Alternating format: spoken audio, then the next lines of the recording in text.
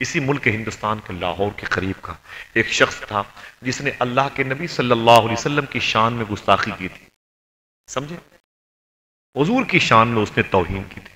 اور پھر کیا ہوا کہ انگریزوں کا دور تھا، یہی مشکل سے 100 سال کے اندر کا واقعہ، اور انگریزوں کا دور تھا. اس کی پیشی ہوئی ہائی کورٹ میں، لاہور ہائی کورٹ میں. ہندوستان اور پاکستان ایک میں تھا. سمجھے آپ؟ اس ظالم نے اللہ کے نبی کو گالیاں دی تھی، سرکار صلی اللہ علیہ وسلم کی توہین کی تھی. اور بھیڑ باپ اس کی پیشی کی تاریخ آئی تو ایک بہت ہی کمزور انسان، نہ گھر نہ دوار نہ گاڑی نہ گھوڑا، کچھ نہیں، کوئی اسے جانتا نہیں تھا. لیکن اس کے دل میں جو حضور کی محبت تھی، اس کی وجہ سے آسمان کے فرشتے اس کو جانتے تھے. یہ میرا ایقان کہتا ہے، تیقن کے ساتھ کہتا ہوں، ہر عاشق رسول کو فرشتے پہچانتے ہیں. اس کا نام تھا غازی علم الدین. ذرا محبت سے کہہ دو سبحان اللہ. دوستو بیٹھا کرو چائے خانوں پر، یہ باتیں کیا کرو، حضور کے عاشقوں کی باتیں مرنے مت دیا کرو. یار ہر وقت تمہارے دماغ پر، ہمارے دماغ پر اسپورٹس، کرکٹ، سیاست، بی جے پی، کانگریس، سپا بسپا، یہی سب باتیں ہم کریں گے تو پھر مدینے والے کے غلاموں کی باتیں کون کرے گا؟ بتاؤ. بچوں کو ہمیشہ قصہ کہانیاں سنا کے سلاؤ گے تو حضور کے عاشقوں کی داستان ان بچوں کو کون سنا کے بڑا کرے گا؟ ہاں، کون سنا کے بڑا کرے گا؟ یہ ماں باپ کی ذمہ داری ہے کہ نہیں؟ بابا فرید نے اپنی ماں سے کہا تھا، میری ماں تیرا فرید اتنے بڑے اسٹیٹس پر ہے کہ تیرے فرید کو جو دیکھتا ہے وہ کلمہ پڑھ لیتا ہے. ماں نے کہا بیٹے نا نا نا، اس میں تیرا کوئی کمال نہیں، میرا کمال ہے. بولے میری ماں تیرا کمال کیا؟ ایک پیر پہ کھڑے ہو کے میں قرآن پڑھتا ہوں، اپنے دسترخوان کا کھانا دوسروں کو دے دیتا ہوں، غریبوں سے محبت کرتا ہوں، نوافل کی کثرت کرتا ہوں، قرآن کی تلاوت میں کرتا ہوں. میرا کمال ہے کہ تیرا کمال ہے؟ ماں نے کہا میرے بیٹے اگر بچپن میں تجھے میں وضو کر کے دودھ نہ پلاتی تو یہ کمال تیرے اندر نہیں تھا. ہم ماں باپ ہیں کہ نہیں؟ بتاؤ، ہم بچوں کے ماں باپ ہیں کہ نہیں؟ اگر ماں نہیں تو باپ ایک وقت اپنی اس بچے کی ماں کی جگہ پہ لیتا ہے کہ نہیں لیتا؟ بچہ ایک ہی وقت میں ماں کو دیکھتا ہے تو بولا میرے ماں باپ یہی ہیں، باپ کو دیکھا بولے میرے ماں باپ یہی ہیں. سمجھ رہے؟ جو اس سے پیار کرے وہی اس کی ماں، وہی اس کا باپ. سمجھ رہے آپ؟ غازی علم الدین کو اس کی ماں نے درود پڑھ کے پیدا کیا، درود پڑھ کے جنا تھا، درود پڑھ کے اسے دودھ پلایا تھا، درود پڑھ کے اسے لوریاں دی تھی، درود پڑھ کے اس کے ہونٹوں کو اپنے پستان سے لگایا تھا، درود پڑھ کے اس کی پرورش کی تھی. وہ غازی علم الدین غیر عالم تھا، مفتی نہیں، حافظ نہیں، محدث نہیں، فقیہ نہیں، فقیہان حرم میں شامل نہیں تھا، لیکن عاشقان رسول کی صف میں شامل تھا. اس نے کہا لوگوں یہ بتاؤ، یہ لاہور کے لوگوں یہ بھیڑ باڑ اتنی کیوں ہے؟ یہ کہاں جا رہی ہے بھیڑ؟ یہ اتنی بھیڑ کہاں جا رہی ہے؟ کہاں جا رہی ہے؟ لوگوں نے کہا کہ یہ بھیڑ جو ہے نا، یہ بھیڑ آج ایک ایسے شخص کی پیشی ہے جس نے حضور کو گالیاں دی ہیں. کہا کب گالیاں دی؟ کہا رے وہ کئی مہینے ہو گئے. بولے پھر؟ بولے آج اس کی تاریخ ہے، وہ آیا ہوا ہے تو وہی بھیڑ جمع ہے. غازی علم الدین سر سے پاؤں تک کانپ گیا. اس نے کہا جس نے حضور کو گالیاں دی ہیں وہ زمین پر زندہ کیسے؟ زمین پر زندہ کیسے؟ بس وہ واپس چلا گیا، ایک چاقو لے کے آیا اور چھپایا اس اور کورٹ کے اندر چلا گیا. اور اس نے اپنے موقع کی تلاش میں تھا، کرسی پر بیٹھ گیا. جیسے وہ ظالم جس نے توہین کی، تو اس کا نام میری زبان پر ہے، میں لینا نہیں چاہتا، ٹھیک ہے؟ آپ سمجھ لو اس نے حضور کی توہین کی.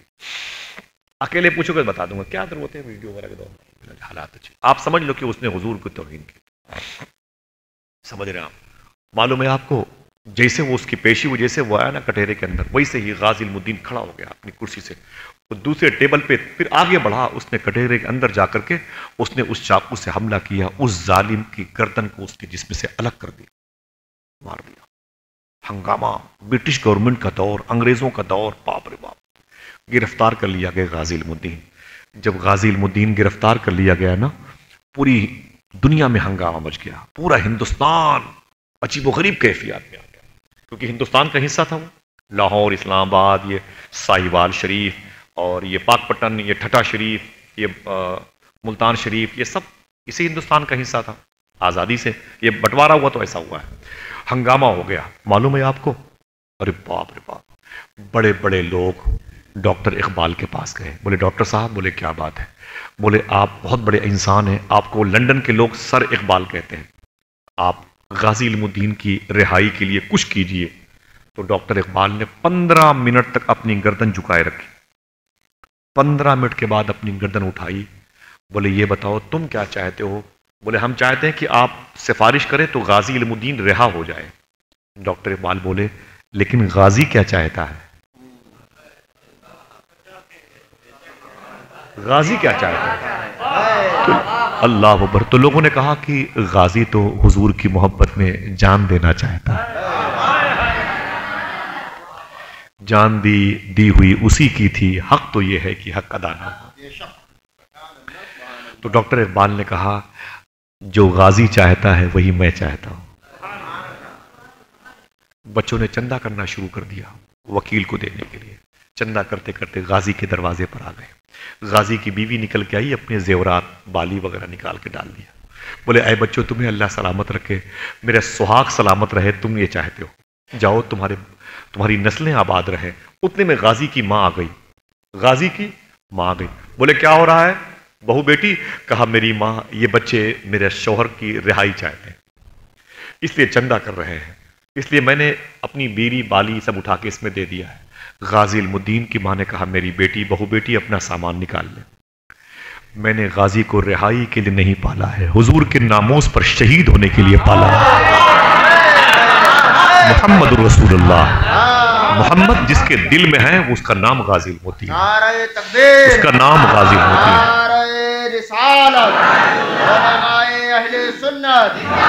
उसका नाम गाजी इल्मुद्दीन। अल्लाह अकबर। बोले मेरी बेटी वापस कर दे। सुन, अगर मैदान महशर में मेरा बेटा गाजी इल्मुद्दीन कह के बुलाया जाएगा, तुझे गाजी इल्मुद्दीन की बीवी कह के बुलाया जाएगा, मुझे गाजी इल्मुद्दीन की मां कह के बुलाया जाएगा। छोड़ मेरी बेटी, वापस कर दे, मैं खुद इस इंतजार में हूं मेरा बेटा अपने मकसद में कब कामयाब होता है। अल्लाह। बड़े बड़े लोग, पीर मेहर अली शाह साहब किबला, डॉक्टर इकबाल, पीर सैयद जमात अली मुहद्दिस लायलपुरी, आला हज़रत सरकार के मुरीद खलीफा शेख दीदार अली शाह साहब, बड़े बड़े लोग थे, मशाइख बड़े बड़े थे। ये सब जमा हुए। बोले क्या किया जाए? बोले क्या किया जाए? बोले ऐसा करते हैं ना। बोले क्या? बोले कि वो जो है पीर जमात अली ने फरमाया मैंने सुना है कि अगर कोई बेकसूर कैद है तो उसकी रिहाई के लिए सूरह यूसुफ की तिलावत की जाए, तो उससे कह दो वो सूरह यूसुफ पढ़ा करे गाजी इल्मुद्दीन। तो किसी ने कहा वो पढ़ा लिखा नहीं है, वो पढ़ा लिखा नहीं है। बोले फिर? बोले वो तो जानते ही नहीं है अरबी वगैरह, वो कहां से पढ़ेगा सूरह यूसुफ? तो पीर सैयद जमात अली फरमाते हैं हुजूर अगर कहो तो मैं जाके पढ़ा करूं जेल में। बोले ठीक है जाओ। एप्लीकेशन दिया, मंजूर हो गई। पहले दिन पीर सैयद जमात अली गए जेल खाने में, और जब गए तो दरवाजे पर जाके देखा तो जेल की जिंदा में कैद खाने में गाजी बैठा था मुसल्ले पर, हुजूर की नात पढ़ रहा था। देखा सैयद साहब को, वो खड़े हो गए। बोले सैयद साहब, शाह साहब आप आए, खैरियत?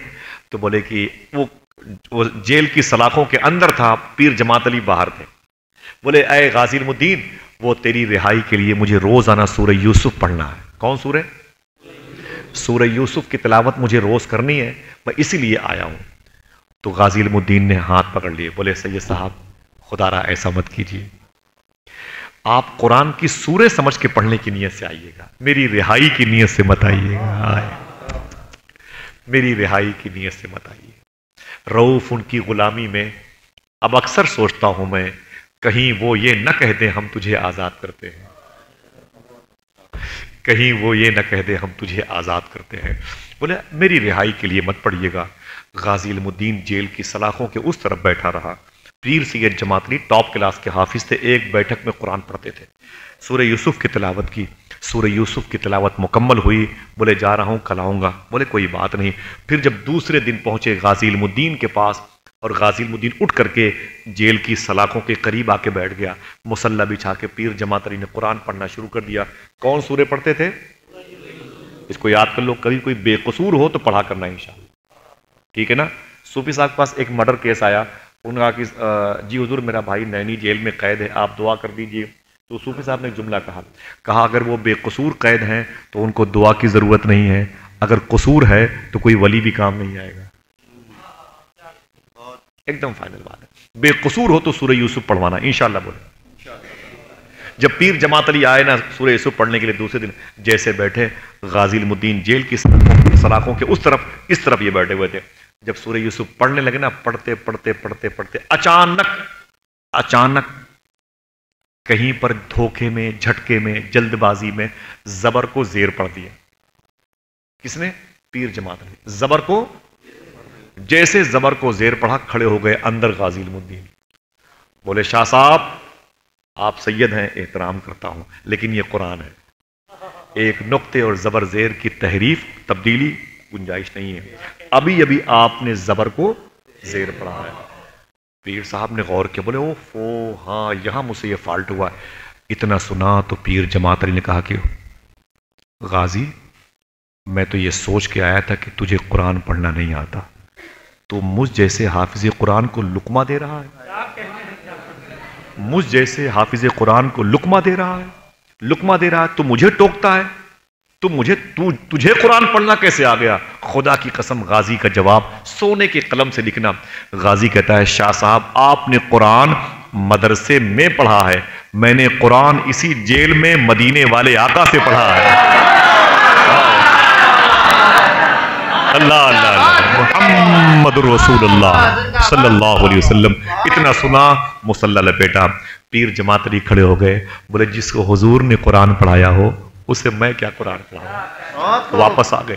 غازی علم الدین کی پھانسی کی تاریخ آ گئی، پوری دنیا انتظار میں تھی غازی شاید بچ جائے، بچے نہیں۔ غازی کو پھانسی کے پھندے پر جیسے کل صبح کو 5 بجے لانا ہے، کتنے بجے؟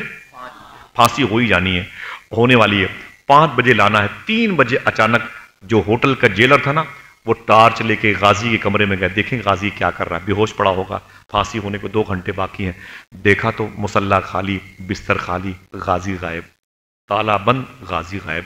اس نے ٹارچ کی روشنی دی، غازی نہیں ملا، آواز دی غازی، آواز کا جواب نہیں آیا، دائیں بائیں دیکھا آواز نہیں آئی، سیٹی بجائی تو پولیس والے آ گئے، لاٹھیاں برسائی گئی قیدیوں پہ نکال کے، بولو غازی کدھر گیا، غازی کدھر گیا؟ سب نے کہا مجھے نہیں معلوم، مجھے نہیں معلوم۔ 1 گھنٹے تک غازی کو ڈھونڈتے رہے، پورے جیل خانے میں سب ملے، غازی نہیں ملا۔ 1 گھنٹے کے بعد جیلر اپنا سر غازی کی جیل کی سلاخوں سے مار رہا تھا، کہہ رہا تھا غازی تو اکیلے کہیں غائب ہو گیا ہے، تیری وجہ سے نہ جانے کتنے پولیس والوں کی نوکری انگریز کل کھا ڈالیں گے، سسپینڈ کر دیے جائیں گے، یہ برٹش گورنمنٹ کا دور ہے، کہاں چلا گیا غازی، میرے بچے یتیم ہو جائیں گے۔ اچانک جیلر کہتا ہے میں نے کیا دیکھا، غازی اپنے مصلے پر بیٹھ کے حضور کی نعت پڑھ رہا ہے۔ پھر میں نے ٹارچ کی روشنی سے اندر پریشر مارا، دیکھا تو غازی بیٹھا ہوا حضور کی نعت پڑھ رہا ہے۔ سو جاؤں یا مصطفیٰ کہتے کہتے، کھلے آنکھ صلی اللہ کہتے کہتے، اللہ اکبر۔ تو غازی کو دیکھا تو اس نے کہا کہ غازی علم الدین، بولے کیا بات ہے، بولے جلدی آؤ جلدی آؤ۔ تو غازی اٹھ کر کے مصلے سے پھر اپنی لوہے کی جالیوں کے پاس آیا۔ جیلر نے ہاتھ جوڑ کے کہا غازی تجھے اس نبی کا واسطہ جس نبی نے تجھے اپنی محبت میں ڈبو کے رکھا ہے، صحیح بتا 1 گھنٹے سے تو کہاں تھا؟ غازی نے کہا میں مدینے گیا تھا۔ آئے ہائے اللہ اللہ، کہاں گیا تھا، کہاں گیا تھا؟ ایک منٹ، جا سکتا ہے کہ نہیں؟ بولو جا سکتا ہے کہ نہیں؟ سبحان اللہ، یہ مدینے والے کا کرم ہے، جہاں جہاں وہ جا سکتے ہیں وہاں ان کے غلام بھی جا سکتے ہیں، ہاں جا سکتا ہے۔ غازی بولے پھر مدینے شریف گیا تھا۔ جیلر بولا حضور کی بارگاہ میں؟ بولے ہاں۔ بولے یہ تالا بند تھا؟ بولے تالا والا چھوڑ، حضور کا حکم ہو تو تالا کا، سورج نکل آتا ہے، ڈوبا ہوا سورج نکل آتا ہے، کیسی؟ بولے پھر حضور نے کیا کہا؟ غازی رونے لگا، بولے میں گیا تو حضور کی بارگاہ میں حضور کے صحابہ بیٹھے تھے، میرے آقا نے مجھے دیکھا تو فرمایا علی، مولا علی سے علی غازی آ گیا؟ تو فرمایا مولا علی نے جی حضور غازی آ گیا۔ تو میرے آقا فرماتے ہیں علی غازی سے پوچھو ڈر تو نہیں لگ رہا ہے؟ یہ کوئی قصہ کہانی نہیں ہے، جا کے پوچھو تاریخی کتابوں سے، بولے پوچھو ڈر تو نہیں لگ رہا ہے؟ غازی کہتے ہیں علی نے مجھ سے پوچھا ڈر تو نہیں لگ رہا ہے؟ تو غازی کہتے ہیں کہ اے علی آقا سے کہہ دیں ابھی تو آدھا گھنٹہ، 1 گھنٹہ، 1 دن، 2 دن کے بعد حضور کے چہرے کو دیکھتا تھا، ڈروں گا کیوں؟ اب تو پھانسی کے پھندے پر آنے کے بعد ہر وقت حضور کو دیکھتا رہوں گا۔ تو معلوم ہے میرے آقا نے کیا فرمایا، خوشی کی بات ہے۔ حضور فرماتے علی غازی سے کہہ دو جائے پھانسی کی تیاری کرے، اس کی پھانسی کے وقت اس سے کہنا رسی کو اپنے گلے میں خود ڈالے گا جب موت کا وقت ہو جائے، تاکہ دنیا جان جائے کہ حضور کا عاشق موت سے نہیں، موت حضور کے عاشق سے ڈرا کرتی ہے، سمجھ رہے ہیں؟ کہنا جا کر کے بول دو اے علی، بول دو غازی علم الدین سے، بول دو واپس چلا جائے. اور علی یہ بول دو جب یہ موت کے وقت پھانسی کے پھندے پر آئے گا نا، علی اس سے بول دو کہ میں بھی آؤں گا، صدیق و عمر بھی آئیں گے، عثمان بھی آئیں گے. اور علی اس سے بول دو کہ تیری روح جب تیرے جسم سے نکلے گی آمینہ کا لال بھی وہیں ہوگا. اگر وقت اجل سر تیری چوکھٹ پہ دھرا ہو، صلی اللہ علیہ وسلم، اگر وقت اجل سر تیری چوکھٹ پہ دھرا ہو، جتنی ہو قضا ایک ہی سجدے میں ادا ہو. اللہ اکبر. تو غازی کہتے ہیں جیلر تجھے پتا ہے؟ مجھے پتا ہے. حضور نے کہا جا کے، اب وقت کم تھا، بولے چل تیاری کر. غازی کو نہلایا گیا، نئے کپڑے پہنائے گئے. جب غازی اپنے کمرے سے نکلا نا جیل کی، تو جیل کی دیواروں کو چوم رہا تھا، زمین کے ذروں کو چوم رہا تھا. جیلر نے کہا کیا کر رہے ہو؟ تو بولا کہ اے جیلر، اس کمرے کے ایک ایک ذرے کو احترام کی نظر سے دیکھنا. بولے چوم کیا رہے ہو؟ بولے مجھے یاد نہیں کتنی مرتبہ حضور یہاں تشریف لا چکے تھے، میں نے حضور کو یہی درود سنایا ہے، حضور کو نعتیں سنائی ہیں. جیسے غازی علم الدین تیار ہو کر کے نکلے، اس رات اس قید خانے کا کوئی قیدی سویا نہیں تھا. سارے قیدی اپنی اپنی قید خانوں سے بستر سے نکل کے اسی جیل کی جو سلاخیں ہوتی وہیں آ کے بیٹھے ہوئے تھے. کہتے جب غازی نکلا اپنی جیل کی کالی کوٹری سے، تو پہلے ایک سکھ مذہب کا انسان تھا، پگڑی باندھے ہوئے تھا، وہ کھڑا تھا. وہ غازی کے پیروں پہ گر کے بولا غازی نبی سے ملنے جا رہا ہے، پہلے مجھے اس نبی کا کلمہ پڑھا کے مسلمان کو کر دے. پہلی بات. پھر وہ کہتا ہے، بات ختم کرنی، کہتا ہے کہ جب غازی آگے بڑھا تو خدا کی قسم قید خانے کے قیدی کہہ رہے تھے غازی پھانسی کے پھندے پہ جا رہا تھا، لیکن لگ رہا تھا کوئی دولہا بارات لے کے جا رہا ہو. جب تیری یاد سے دنیا سے گیا ہے کوئی، جان لینے کو دلہن بن کے قضا آئی ہے. علامہ حسن نے فرمایا تھا اگر وقت اجل سر تیری چوکھٹ پہ دھرا ہو، جتنی ہو قضا ایک ہی سجدے میں ادا ہو. غازی علم الدین جیسے ہی نکلا نا، تو جیل کی سلاخوں پہ بیٹھے ہوئے قیدیوں نے کہا جب میں نے غازی کے چہرے کو دیکھا تو ایسا چمکدار چہرہ اس سے پہلے کبھی نظر نہیں آیا. چہرے پہ چمک کیوں ہے؟ آواز آئی اپنے آقا سے ملنے کے لیے جا رہا ہوں. اور جب غازی قریب سے گزرا تو قید خانے کے سارے قیدی اپنا ہاتھ باہر نکالتے تھے اور غازی کے کرتے کو اپنا ہاتھ مس کر کے اپنے ہاتھوں کو چومتے تھے اور بولتے غازی کہاں جا رہا ہے، ہمیں چھوڑ کے کہاں جا رہا ہے؟ تو غازی مسکرا کے بولتا مدینے والے آقا سے ملنے جا رہا ہوں، مدینے والے آقا سے ملنے جا رہا ہوں. تو جیل خانے کے قیدیوں کی آواز آتی تھی مدینے والے سے میرا سلام کہہ دینا، مدینے والے سے میرا سلام کہہ دینا، تڑپ رہا ہے تمہارا غلام کہہ دینا. غازی پھانسی کے پھندے پر آیا، ابھی 3 منٹ باقی تھے اور پہنچ گیا. رسی اٹھائی اپنے گلے میں ڈالنے کے لیے. جج نے کہا غازی ابھی گھڑی دیکھو، ابھی ٹائم ہے. تو غازی نے کہا جج صاحب آپ گھڑی دیکھ رہے ہیں، میں سامنے آمینہ کے لال کو دیکھ رہا ہوں. اللہ اکبر. اللہ. پھانسی کے پھندے پر جھولا. دنیا نے اس کے عشق کے چرچے کے علم بلند کیے. جب اس کے جنازے کی نماز پڑھانے کی نوبت آئی، کون پڑھائے ایسے عاشق کی نماز؟ یہ بڑی تاریخی بات ہے، اسے لکھ لے کام آئے گا جملہ. ڈاکٹر اقبال آگے بڑھا، اس نے کہا دیکھا، ایک نظر ڈالی، پہلی صف میں جتنے لوگ کھڑے تھے بڑے بڑے اولیاء تھے، بڑے بڑے علماء مشائخ تھے. اس نے ہاتھ پکڑا، کس کا؟ شیخ دیدار علی شاہ کا. کس کا نام؟ کیا نام؟ دیدار علی شاہ صاحب قبلہ کا. ہاتھ پکڑا. اور یہ کون تھے؟ یہ اعلیٰ حضرت کے مرید، اعلیٰ حضرت کے شاگرد، اعلیٰ حضرت کے یہ لاڈلے، یہ آپ کے اسٹوڈنٹ تھے. ان کا ہاتھ پکڑا اور مصلی پر لے کے آئے. تو شیخ دیدار نے فرمایا حضور کیا کر رہے ہیں آپ؟ ڈاکٹر صاحب کیا کر رہے ہیں؟ اتنے بڑے بڑے لوگ اس میں پہلی صف میں بیٹھے ہوئے، آپ مجھے مصلی پہ لا رہے ہیں؟ تو خدا کی قسم ڈاکٹر اقبال نے کہا یہ عاشق کی لاش رکھی ہوئی ہے، عاشق کی لاش کے پیچھے مصلی اسی امام کا بچھے گا جس نے بریلی کے عاشق امام احمد رضا خان کو دیکھا ہو. جیسے مصلی پر کھڑے ہوئے، تکبیر کی نیت آئی، نیت کی، آپ نے ہاتھوں کو اٹھایا، چکر آ گیا، زمین پر گر پڑے. شیخ دیدار علی شاہ. لکھ لیں، یہ باتیں ریکارڈ ہو رہی ہیں. لوگ ہنگامہ، یہ کیا ہوا، یہ کیا ہوا؟ قریب آئے، اٹھایا گیا، پانی کے چھینٹے مارے گئے. شیخ دیدار علی شاہ صاحب کو اٹھے، اپنی پگڑی اتاری، پہلے غازی کے جنازے کے پاس گئے، کفن کھولا، اپنی پگڑی اتار کر کے غازی کے پیروں سے ملا اور مل کے روئے. بولے غازی زندگی بیت گئی قرآن پڑھتے ہوئے، زندگی بیت گئی حدیث شریف پڑھتے ہوئے، بس تحریر مصطفیٰ دیکھی، قول مصطفیٰ دیکھا، کبھی چہرے مصطفیٰ نہیں دیکھا، لیکن آج مصلی تیری جنازے کے پیچھے بچھا کر کے جیسے میں نے تکبیر تحریمہ کی شروعات کی، سامنے آمینہ کے لال کو مسکراتے ہوئے دیکھ لیا۔ اے غازی، تیرے قدموں کی وجہ سے حضور کے چہرے کو دیکھنے کا شرف حاصل ہوا۔ محمد رسول اللہ، جب تیری یاد سے دنیا سے گیا ہے کوئی، جان لینے کو دلہن بن کے قضا آئی ہے۔ دعا کرو اللہ ان بزرگوں کے، اپنے ان مبارک اور مسعود دوستوں کے دلوں میں جو عشق مصطفیٰ تھا اس کا کچھ چھینٹا ہی ہمیں اور آپ کو عطا فرمائے۔ آج یا اس سے پہلے ہماری گفتگو شرع کے خلاف کوئی بات نکلی ہو، اپنے ان بڑوں کے قدم کو چوم کر کے، ان کی نالین کو سر پہ سجا کر کے، آپ شیخ عبد الجبار شاہ رحمۃ اللہ تعالیٰ علیہ کے عرس میں، یہ دریا پٹی ساسوں الہ آباد میں آپ سب کو گواہ بنا کے توبہ کرتا ہوں۔